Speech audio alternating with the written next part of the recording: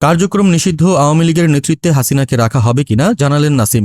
জুলাইয়ের গণ অভ্যুত্থানের পর থেকে ক্ষমতাচ্যুত ফ্যাসিস্ট নেত্রী শেখ হাসিনার রাজনৈতিক ভবিষ্যৎ নিয়ে চলছে চরম বিতর্ক। আন্তর্জাতিক ট্রাইব্যুনালে সর্বোচ্চ সাজাপ্রাপ্ত হওয়া সত্ত্বেও নিষিদ্ধ ঘোষিত আওয়ামী লীগের নেতৃত্ব কি এখনও তার হাতেই? এই প্রশ্ন যখন তুঙ্গে, তখন দলের শীর্ষ নেতার একটি বক্তব্য জন্ম দিয়েছে নতুন রহস্যের।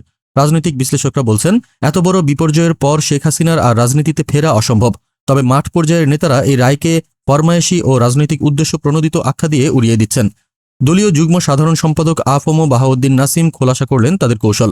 তিনি স্পষ্ট জানিয়ে দিলেন, নেতৃত্ব নিয়ে কোনো প্রশ্ন নেই। যতদিন উনি বেঁচে থাকবেন ততদিন আমরা তার নেতৃত্বেই সামনের দিকে এগিয়ে যাব।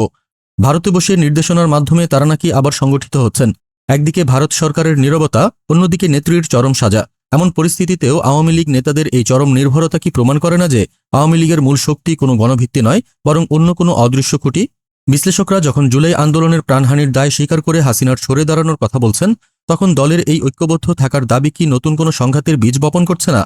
বিদেশি শক্তি ও দুর্নীতির এই চক্র কি সত্যিই ভাঙা অসম্ভব?